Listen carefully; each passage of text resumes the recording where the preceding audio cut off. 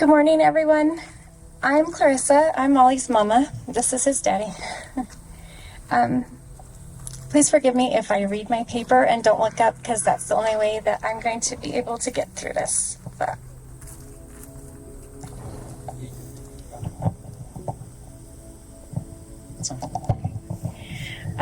First, I wanted to say thank you to all who have come.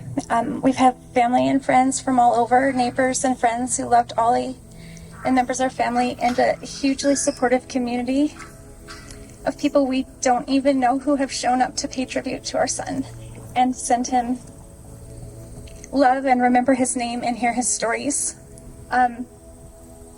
So much of what you see here today is due to volunteers who just showed up when they knew that our hearts were broken. I'm so thankful. I also want to thank the farm, who have so kindly and generously provided this space. The donkeys have something to say. You may have noticed that this is not a super traditional goodbye party. We wanted a space surrounded by all the things that made Oliver so happy. So you're going to find chessboards all over. Inside there are chessboards and people to help teach chess, so people can play a game for Ollie. He would have loved that.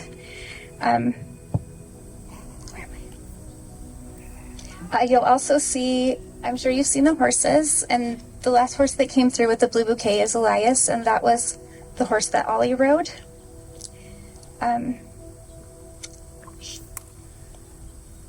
And all around the farm are lots of therapy animals, because this is a therapeutic farm.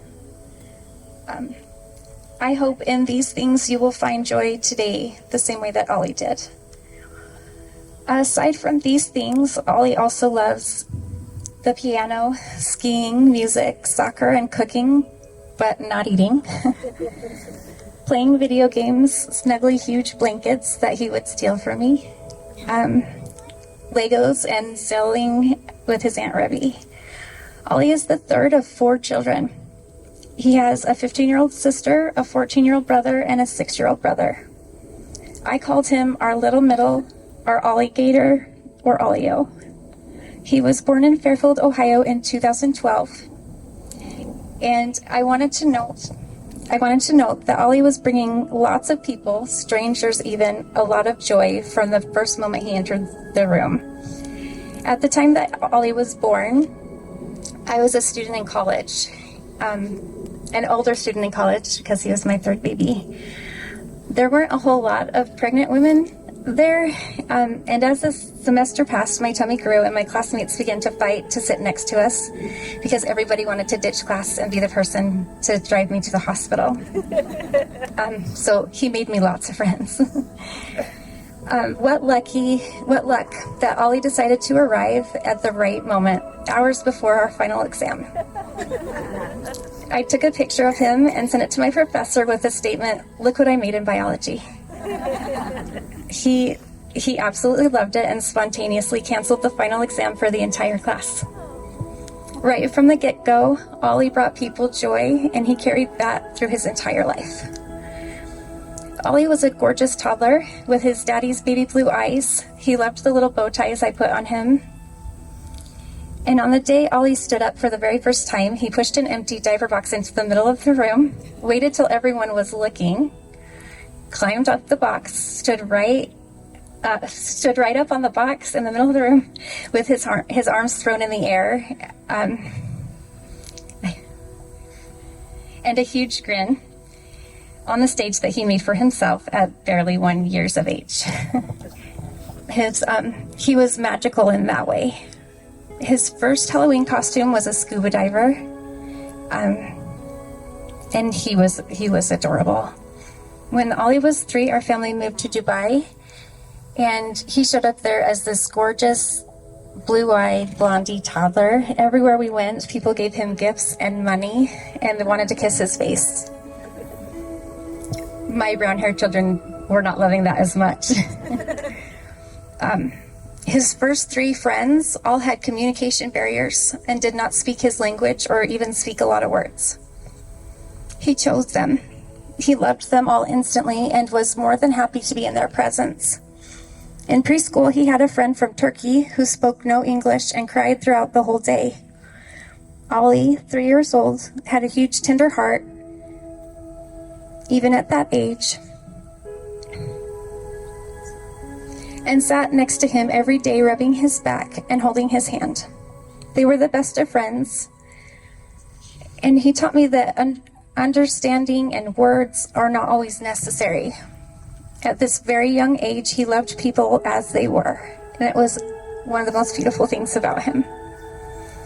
It's so hard to pick my favorite memories because there are so many big ones and so many small ones too.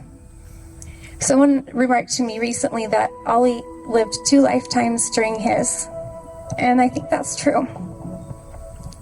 Still not enough, but I think that's true. We purposely chose to travel and create memories, and I'm so glad that we did. Ollie visited many of the Emirates in the UAE, Amsterdam, Sri Lanka, South Africa, Thailand, and Egypt, Jordan. I'm missing one. Oman. South Africa.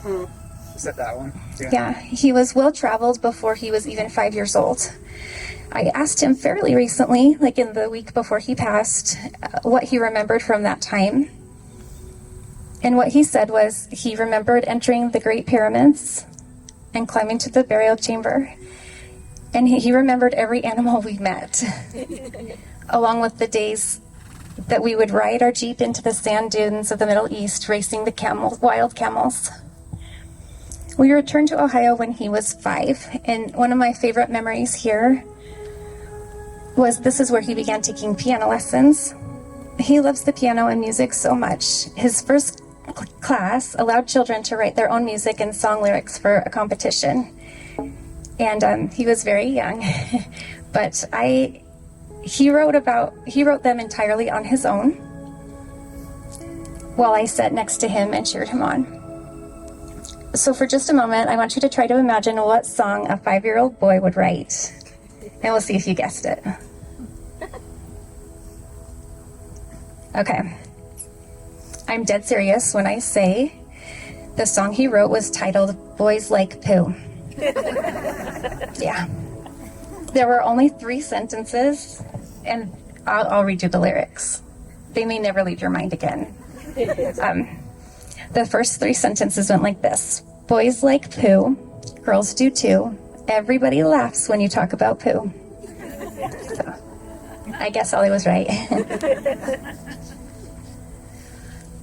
We later moved to Timnath the week the world shut down for COVID. In time, he found friends that he loved and who loved him and brought him so much joy. They played Pokemon, laughed and laughed, made weird inventions, rode bikes, and so much more. We went to the park and the pool and the zoo too. I'm so grateful for the joy these children brought my son. His friends at school taught him to love soccer, and so we signed him up last season. He gave it his all. Even when he was discouraged that he didn't have as much practice or skill, he always showed up and gave 100%. He was dreaming of a chance to play forward this fall. Before his friends sparked the joy of soccer, I had not signed him up since he was 7 years old, because my darling Ollie was always so worried about all the children on both teams who hadn't had a chance to have the ball. So he would literally get the ball and hand it over to someone he knew hadn't had a chance, which was often kids on the other team. So his sweet, loving heart never could bear for someone to be left out. Ollie was only 10, but the prevailing description from oh so many is that he was kind, loving, and supportive. In the last months, he played video games with his brothers for hours at a time. As a middle brother, it's an impressive feat to be best friends with an older brother and a youngest brother, but he did it. He loved his sister. She, with her own money, brought him the most amazing Lego set for Christmas this year, and he was thrilled beyond belief.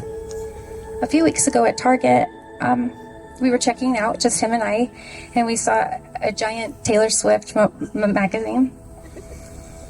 Knowing what a Swiftie my daughter is, he immediately said, Kaylee would love this. I agreed and continued checking out because it was like $18. He didn't put it down and began endlessly begging me to buy it for him so that he could surprise her. So I did. I'm so glad I did. He loved skiing with his daddy and was thrilled for the days that they hit the slopes together. He was a fast learner, easily cruising down blue squares and black diamonds his first season. He was a mama's boy. He jumped into my bed every morning and night to snuggle. I just learned at the candlelight last week that he had a secret Valentine, an official Valentine friend that he enjoyed so much for several years. I had no idea. Every time I asked Oliver about his crushes, I would ask, is there a person you like? He would always say, only you, Mom, with a hug. But now I know the truth.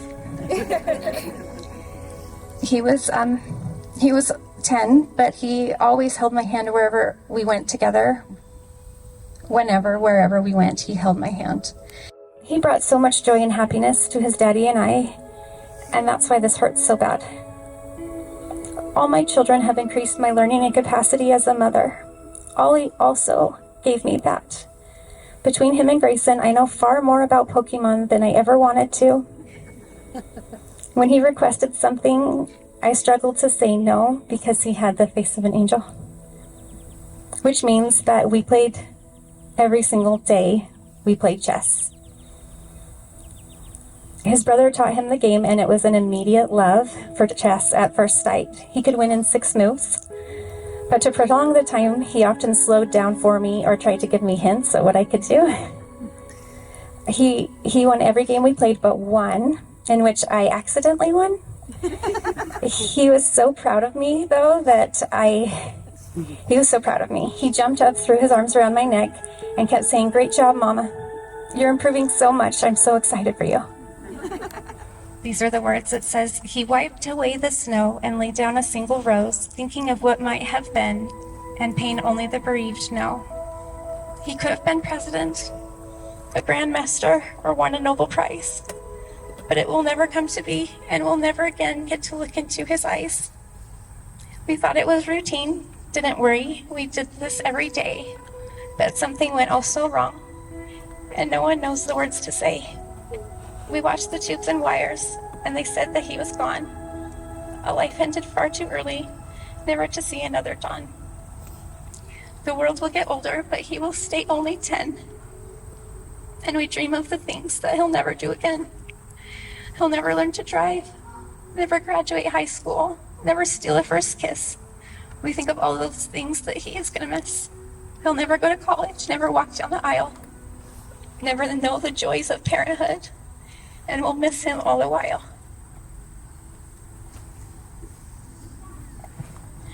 Thank you all for loving my child and understanding how incredibly valued and loved he was, and that his life and his stories matter.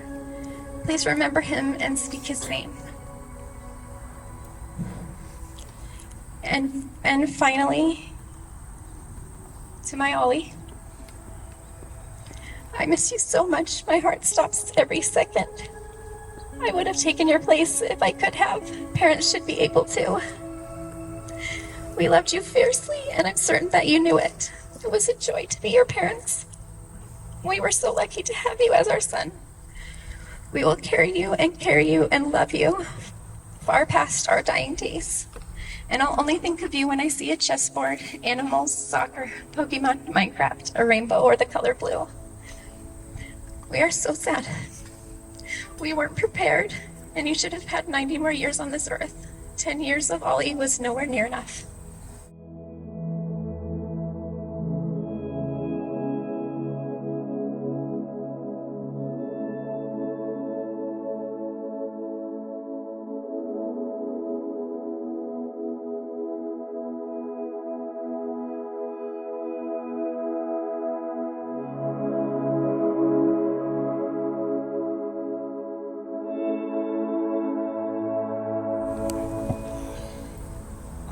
I'm not a person who has a lot of words. And I have fewer now.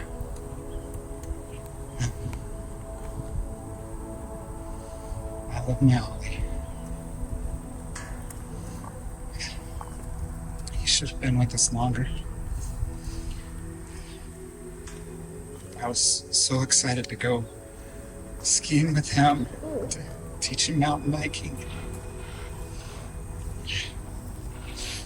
I wasn't super excited to play chess with him, but I did, and I'm so glad I did. That I would sit next to my son while I read on the table. It is the hardest thing. This is the hardest thing.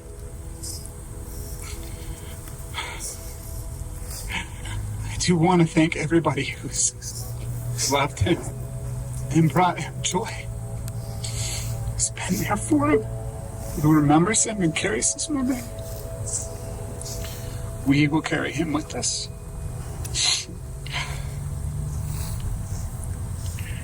Thank you for your support.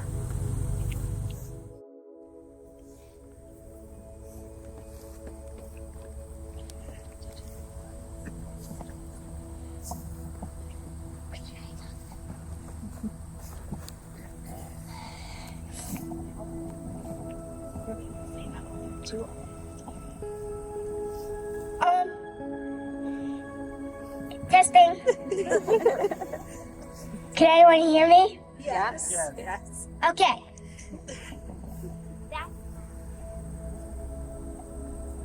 Super loud.